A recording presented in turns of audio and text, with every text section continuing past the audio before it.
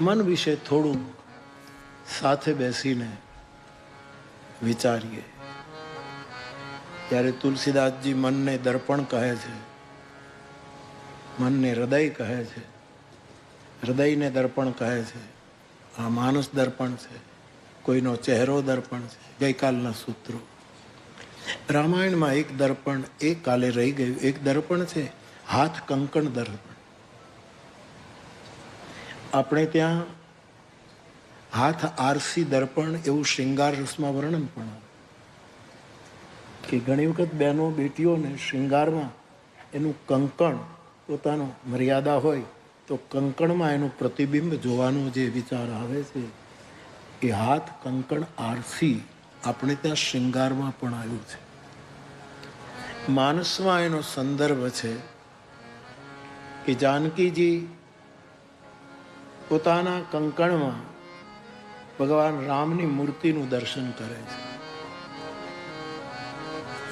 અને પછી રામની છબી કંકણ રૂપી દર્પણમાંથી અદૃશ્ય ન થઈ જાય એટલે જાનકીજી હાથ હલાવતા નથી અને વિરહમાં એકદમ ડૂબી જાય છે. નિજ મૂર્તિ, નિજ એટલે અહીંયા રામ, સીતાના નિજ કોણ છે? રામ છે. એની મૂર્તિનું દર્શન કરે છે. કેન્દ્રમાં મન છે. મનને અનેક રીતે જોવામાં આવ્યું. બાપ મનને મૃગ કહેવામાં આવ્યું. હરણિયું છે મન, દોડા દોડી કરે. આપણા પ્રાચીન ભજનોમાં સંતવાણી ગાયકોએ ગાયું પણ કે મન રૂપી મૃગલાને મારો મામદ શાહ, મારા મન રૂપી મૃગને મારો. આવી વાત આવે છે. સ્મૃતિકારોએ માનવીના મનને ભવ સિંધુની માછલી ગણી છે. ભવસાગરમાં માછલીની જેમ તરે, એક પળ પણ સ્થિર નથી. તો મન મૃગ છે, મન ભવસાગરની માછલી છે.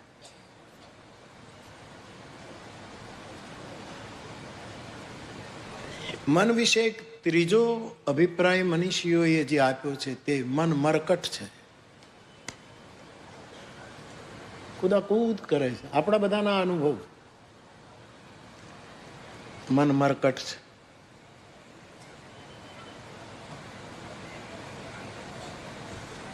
મેઘાણીની કથા હમણાં ગાઈને આવ્યો છું એટલે મને કહેવાની ઈચ્છા થાય.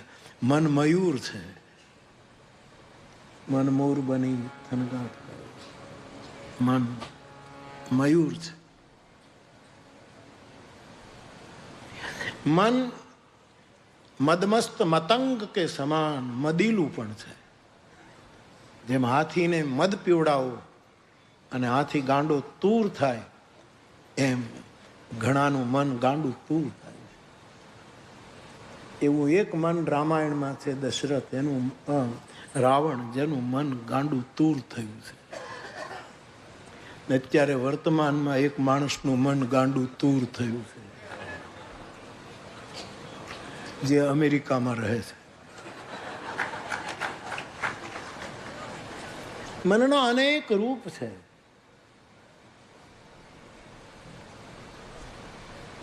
રામચરિત માનસમાં એક પ્રકરણ છે, સ્વયંભૂ મનુ,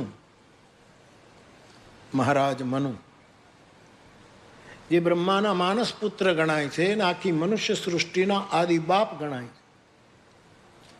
એ મનુ ન હોત તો આપણે મનુ જ ન હોત.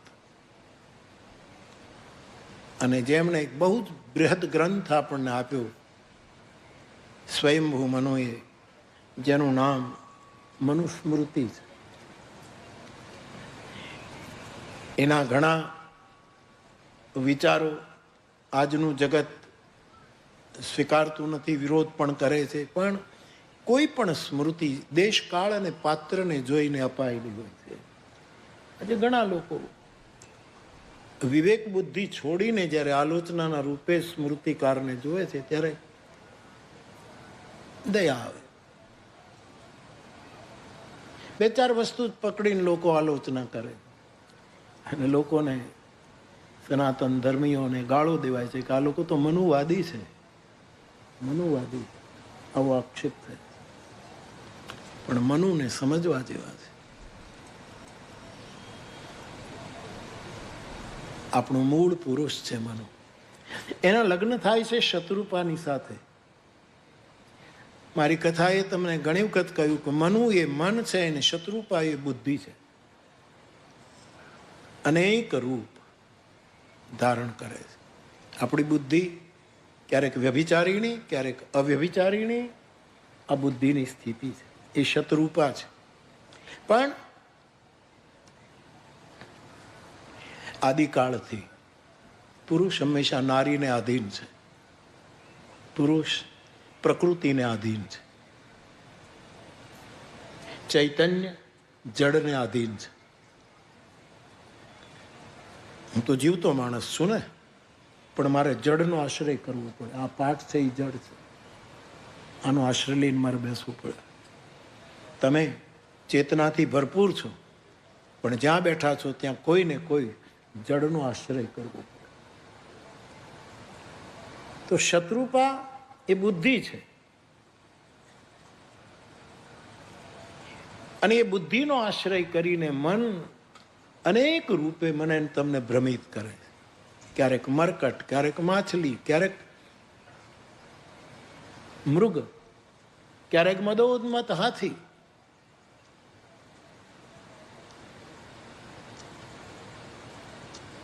ક્યારેક મયુર. અને તુલસીને નામે ચડેલું એક પદ,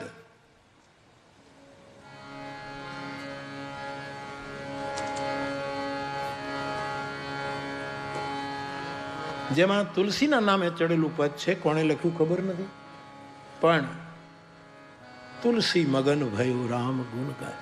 જ્યાં તુલસીનું મન મગ્ન બને છે. મગ્નની મનની આ બધી જ ઉર્જાઓ છે એ મગ્ન પણ થઈ શકે છે. પરંતુ તકલીફ એ છે બાપ કે મનરૂપી દર્પણ પર અહીંયા જે આજે ચોપાઈ લઉં છું તે કાઈ. કાઈનો અર્થ છે અમુક પ્રકારના આવરણો, જેનાથી જેમ ગીતા કહે છે કે જેમ ગર્ભ ઓરથી આવૃત્ત છે, અગ્નિ આનાથી આવૃત્ત છે, ફલાણું આનાથી આવૃત્ત છે. જે વસ્તુ ટિકાવ નથી એનાથી મૂળ વસ્તુ છુપાઈ ગઈ છે, આવૃત છે. એને અનાવૃત કરવું પડે છે. કાઈ એટલે આપણે મન અરીસો છે. આપણે સ્નાન કરતા હોય અને ઠંડીના દિવસો હોય, ગરમ પાણી હોય ને ખૂબ ગરમ પાણી આખા બાથરૂમમાં વરાળ થાય અને એ વખતે મન ઉપર અરીસા ઉપર વરાળ લાગી જાય. પછી આપણે નાહી ધોઈને કેટલા સ્વચ્છ થયા હોઈએ છતાં આપણે આપણને જોઈ શકતા નથી. ત્યારે એ વરાળ એ ભાપ મનરૂપી દર્પણની કાય છે, આવરણ છે. વધારે સારું પડશે આવરણ. એ વરાળ દ્વારા, ભાપ દ્વારા દર્પણ આવૃત્ત થઈ ગયો છે. ગીતાના ન્યાય પ્રવાહ ચાલશે તો કહીશ. એ જ કાય સરોવર છે, એમાં લીલ જામી જાય એટલે સરોવરનું મૂળ જળ દેખાતું બંધ થાય. અહીંયા તુલસીદાસજી આ પંક્તિમાં એમ કહે છે, અહીંયા 9 પ્રકારના કાય છે, 9 પ્રકારની કાય. હું એટલા માટે વારંવાર કહું છું કે રામકથા રહસ્યમય કથા છે, અતિ રહસ્યમય છે.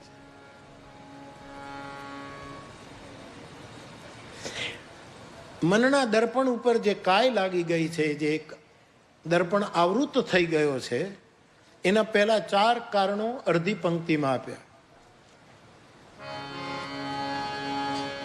અજ્ઞ, અકોવિદ, અંધ, અભાગી. આપણા મનને, આપણા મનરૂપી દર્પણને આ 4 વસ્તુએ આવૃત્ત કરી દીધી છે. આ પહેલા 4 લક્ષણો બતાવ્યા છે. કુલ 9 છે. આપણા મનરૂપી દર્પણની જાય કાય પહેલી મારી ને તમારી અજ્ઞાનતા છે. અજ્ઞાનતાએ મનને ઢાંકી દીધું છે. નહીતર મનની ચર્ચા કરતા ભગવદ્ ગીતામાં કૃષ્ણ કહે છે, ઇન્દ્રિયોમાં મન હું છું. ઇન્દ્રિયોમાં મન મારી વિભૂતિ. આટલું મોટું સન્માન મનને અપાયું છે, પરંતુ મારીને તમારા જેવી દશા, આપણી જે દશા છે એમાં મન આપણી અજ્ઞાનતાને લીધે ઢંકાઈ ગયું છે.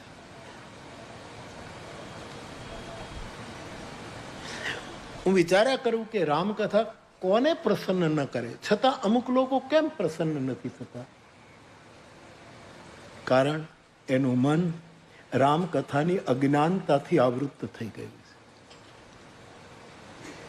હું આપને એક વાત કહું. 4 કલાક અમે બોલીએ એટલે હું 10:45 આવી જાઉં છું અને 1-1.5 સુધી અહીંયા બેસું. એ 3.5-4 કલાક છે. કથા ચાલે છે એટલે તમે બેઠા છો. તમને અહીંથી એમ કહેવામાં આવે કે 1.5 કલાક સુધી બેઠા બેઠા માળા જ ફેરવો, તમે નહીં બેસી શકો. કોઈ નહીં બેસી શકે. કોઈક પાણી પીવાને બહાને નીકળી જશે, કોઈક એમ કે ફોન આવ્યો એટલે બહાર જઈને વાત કરું. મુશ્કેલ છે. કથામાં 4 કલાક કેમ બેસી શકો છો? તમને સમજ પડી ગઈ છે કે મારું મન અજ્ઞાનતાથી નિરાળું થઈ રહ્યું છે. કેમ કેમ? અને આપણે તો જીવ છીએ સાહેબ, પરિનિષ્ઠિતો. શુકદેવજી કહે છે, હું કોઈ એક જગ્યાએ બેસીને ભાગવત ભણવા બેસું? ગૃહીત ચેતા રાજર્ષે, હે પરીક્ષિત, મારું મન કૃષ્ણની કથાએ એવું પકડી લીધું છે કે હું એના વખત રહી શકતો.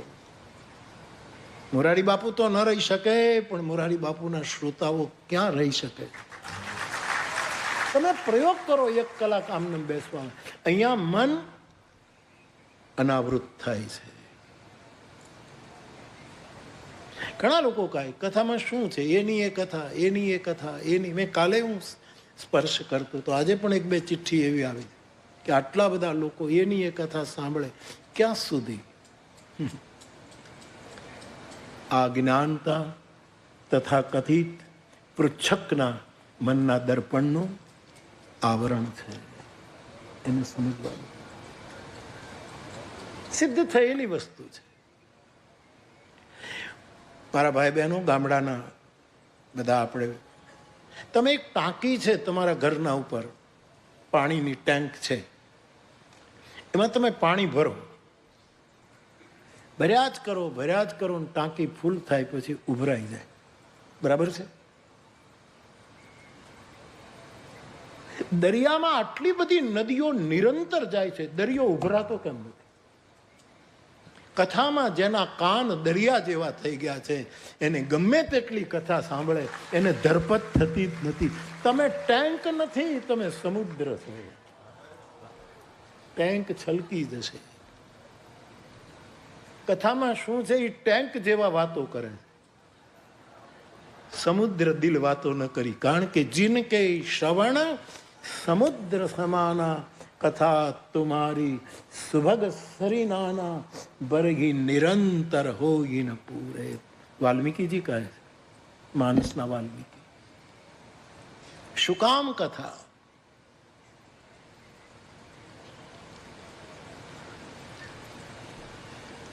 કારણ કે મારા ને તમારા મનના દર્પણ ઉપર જે અજ્ઞાનતાનું એક પડળ આવી ગયું છે, કાય છા ગઈ છે, એને ભગવાનની કથા હટાવે. હું પોતે બહુ વિચાર કરું છું, આટલા વર્ષોથી બોલું છું. 2 વર્ષ પછી મારે 7 દાયકા થશે કથા ગાતા ગાતા. 70 વર્ષનો વિનમ્ર અનુભવ વર્ણવી રહ્યો છું. તમે શું કામ સાંભળો? આ દિગુ બાપુ આટલા મોટા કલાકાર છે, એને પ્રોગ્રામની કોઈ પહેલી નથી, છતાં એક કથા થાય એટલે વળી પાછી બીજી કથામાં આવે, ત્રીજી કથામાં, અને એકાગ્ર બને. આ બધા જ આ તો નામ આપું છું. મૂછાળાવાળા કથા સાંભળે છે, દાઢીવાળા પણ કથા સાંભળે છે, બુકાનીવાળા પણ કથા સાંભળે છે, બંદૂક લઈ ફરનારા પણ કથા સાંભળે છે, અને ક્યાંક બંધાઈ ગયા છે એ છુટકારો મેળવવા માટે કથા સાંભળે છે. સાહેબ, આ કથાનો મહિમા છે, મોરારી બાપુનો નહીં. આ પ્રમાણ છે, પ્રમાણ.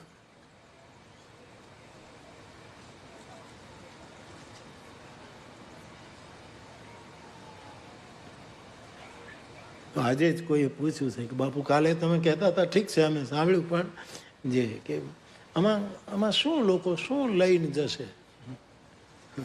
ત્યાં તો આપ્યું શું? કોઈ લઈ નહીં જાય તો વાત જુદી, પણ ત્યાં આપ્યું શું? સાંભળો, કથા સાંભળો બાપ. મનના દર્પણને ચોખ્ખું રાખવું હોય તો સાંભળો, સાંભળો, સાંભળો.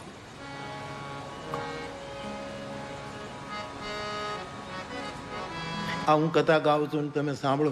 મારો તો કાયમની ભીડ છે સાહેબ, જ્યાં જઈએ ત્યાં કથા રસિકો મળે જ છે, એટલા માટે નથી.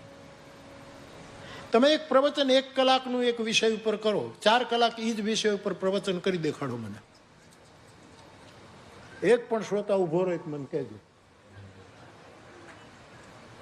તમે નહીં કરી શકો, તમારા બધું મુદ્દાઓ તૂટશે, લખીને આવ્યા હો તો પણ. 4 કલાક સુધી તમે એક વિષય ઉપર એક જ વ્યક્તિ બોલે.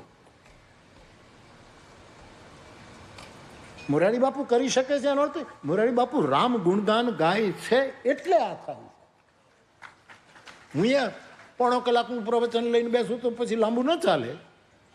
કથા અનંત છે. ભારતના એક રાજનીતિના રહેલા પુરુષ બહુ કલાક સુધી યુનોમાં બોલ્યા હતા. કૃષ્ણ મેનન એક જ વિષય ઉપર કલાકો સુધી બોલ્યા, જ્યારે ડિફેન્સ મિનિસ્ટર હતા. આપણી અને આપણા પાડોશી જે ભાઈઓ છે બધા, એક બાજુ નાની નાની આંખીવાળા, એક બાજુ જેની આંખો ખુલતી જ નથી અથવા તો ડોળા કાઢે છે, એ જ્યારે ઝંઝટમાં આપણે હતા આપણો દેશ, ત્યારે કદાચ પંડિત નહેરુની સરકાર હતી. 62 યા તો એ સમયનો દેશકાળ, કદાચ મને બહુ સ્મરણ, પણ મને બરાબર ખબર છે કે યુનોની મહાસભામાં ભારતનું પ્રતિનિધિત્વ કરતા રાજનૈતિક મુદ્દા પર આ માણસ કલાકો બોલ્યો છે. પણ હવે ત્યાં તો કેટલા બેઠા હોય? એક જ વ્યક્તિ એક જ વિષય ઉપર આટલા કલાકો બોલે એ કથામાં શક્ય છે. અમારે ભાગે ક્યારેક 7-7, 8-8 કલાક અમે બોલ્યા છીએ, અને એ પણ પર્વત ઉપર અમરનાથમાં, અને લોકો બેઠા હતા. કથા છે, મોરારી બાપુ છે એટલે કોઈ ન બેસે બાપુ. રામની કથા છે માટે, કૃષ્ણની કથા છે માટે, બાકી પર્વત ઉપર વધારે બોલી પણ ન શકાય. સ્મૃતિકાર મનુએ 4 વસ્તુની ના પાડી. જે ગામમાં ધર્મ ન હોય એ ગામમાં કોઈ દિવસ રહેવું નહીં. મારો કચ્છનો સમાજ, મારા બાપ, સનાતન ધર્મનું જ્યાં સન્માન ન હોય એવા ગામમાં રહેવું નહીં. સ્મૃતિકાર મનુ કહે, હું નથી કહેતો. તમે કહેશો તો કાલે મંત્ર લેતો આવીશ, નહીતર તમે ગોતી લેજો. ના પાડી. ધર્મ યાની વૈદિક ધર્મ, સનાતન ધર્મ, આપણો આદિ અનાદિ કાળથી ચાલ્યો આવતો, જેનો એનો આરંભ ક્યારે થયો હજી કોઈને ખબર નથી, અંતની કોઈને ખબર નથી, એવો જે વૈદિક સનાતન ધર્મ છે.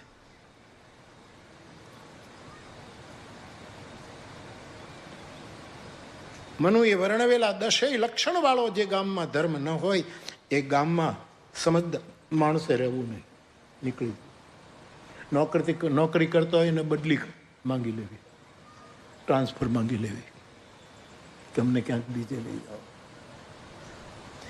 આ સૂત્ર તો આજે વિદ્વાનો સ્મૃતિ ઉપર પણ વિચાર કરે છે. કયા કાળમાં સ્મૃતિ આવી એને કેટલો, એ બધા પોતપોતાની રીતે વિચાર કરે, જે હોય છે. પણ બહુ લાંબો ગાળો છે.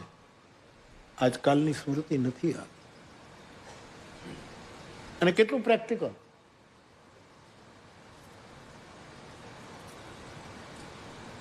તમે માધાપુરમાં શું કામ રહો છો? તમે કમાણી કરો છો, તમે પરદેશમાં રહો છો અને ત્યાં રહો છો એટલે, પણ ઘર તો અહીંયા જ બાંધો છો, કારણ કે અહીંયા 25 કરોડનું રામ મંદિર બની રહ્યું છે.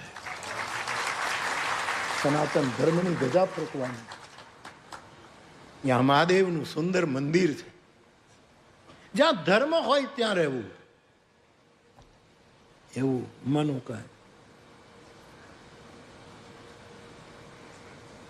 બીજું, જે ગામમાં સંક્રામક રોગ હોય એ ગામમાં ન રહેવું.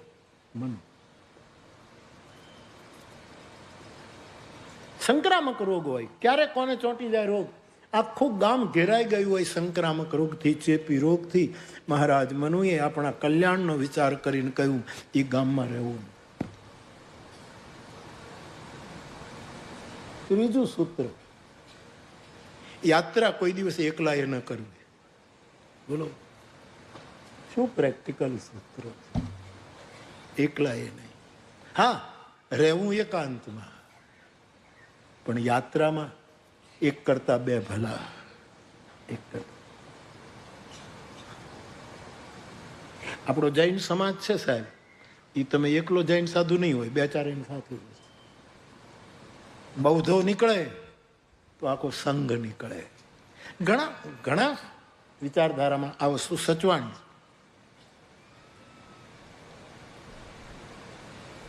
કારણ કે સાધુ હોય તો પણ એની સાથે 1-2 જણા હોય. સાધુ તો પોતાનું એકાંત ગોતી જ લે, પરંતુ એક આચાર સંહિતા છે. એક આચાર સંહિતા, એક કરતા બે ભલા.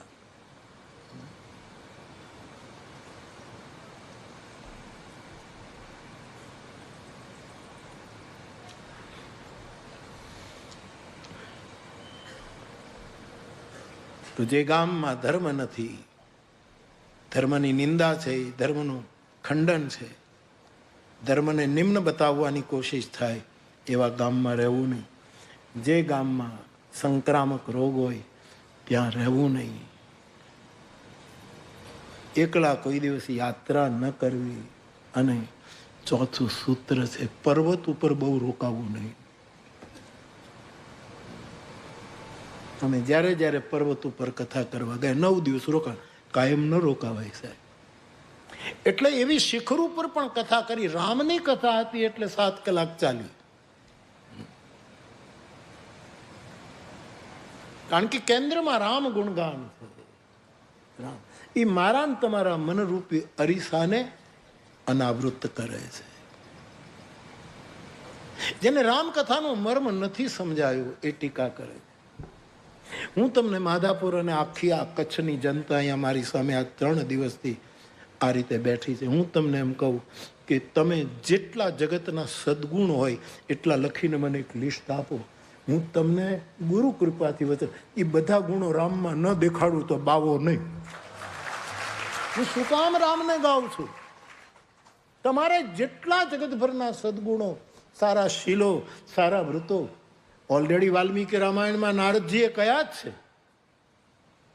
પણ એમાંથી તમારે બહાર નીકળીને તમારા મનમાં આવે એટલા રામના, કૃષ્ણના કાઢો, શિવના કાઢો, મારા હનુમાનજીના, મારા ગણેશના, મારી જગદંબાના કાઢો. રામને ગાઈએ છીએ. શું કામ? શું કામ? મારે શું લેવું છે તમારી પાસે? શું લેવું? ગંગાજળ મારું લઈને આવું છું. ઉંમરને લીધે હવે વધારે યાત્રા બાપુ બાય રોડ ન કરે એટલે રામકથાને સમર્પિત લોકો બધી વ્યવસ્થા કરી આપે છે. એટલું બાકી મારે શું તમારી પાસેથી લેવું? પણ હું રામ ગાઉં છું, કૃષ્ણને ગાઉં છું, મહાદેવને ગાઉં છું, ગુરુને ગાઉં છું, મારા હનુમાનને ગાઉં છું, મારી પરંબા દુર્ગા પાર્વતીને ગાઉં છું અને ગણેશજીને ગાઉં છું. કારણ કે આ એક મહિમાવંત માધ્યમ છે. પણ જેના મનના દર્પણને અજ્ઞાનતાની ધૂળ અડી ગઈ છે અથવા તો એલર્જી છે. ઉપેન્દ્રભાઈ ત્રિવેદી કહેતા હતા ને, ઘણાને માટીની એલર્જી છે, ધૂળની એલર્જી છે.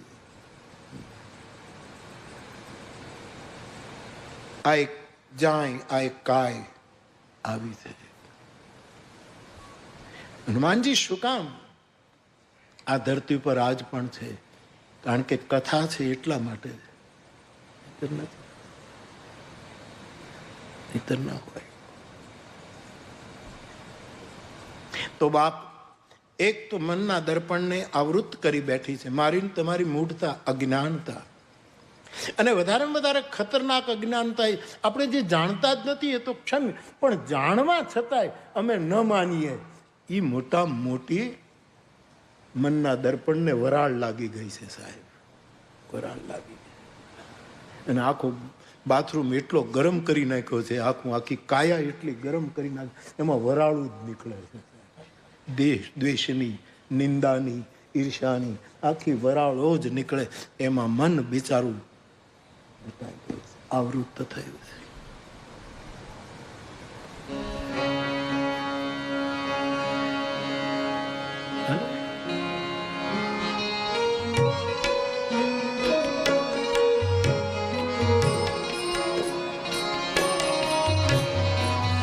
એક વસ્તુ તમારા સુધી પહોંચે તો કહીને પછી આગળ, કે અત્યારે મનને સારું બનાવવા માટે કથા જેવું કોઈ માધ્યમ નથી, અને કથા શ્રવણ કરવા જેવું કોઈ સાધન નથી.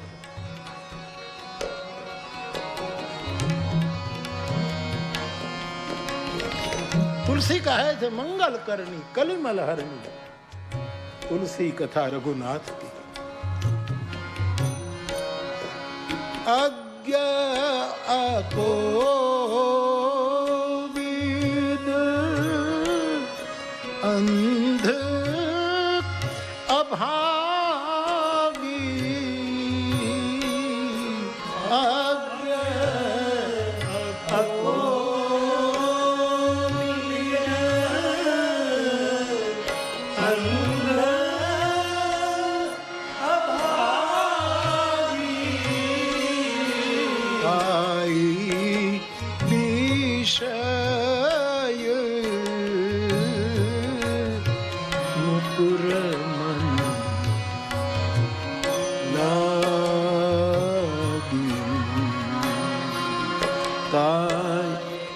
ભાઈ વચ્ચેથી ઉઠો નહીં ને પ્યારે, કાં તો બેસો ને કાં તો હા બાબા, હા પ્લીઝ.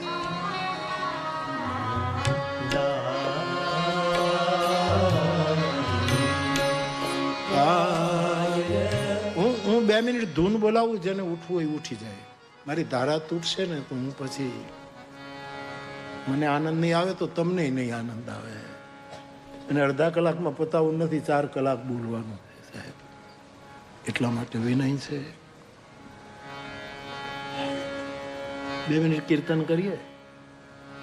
અંબે માતા તમારી જય, અંબે માતા અંબે માતા તમારી જય જય,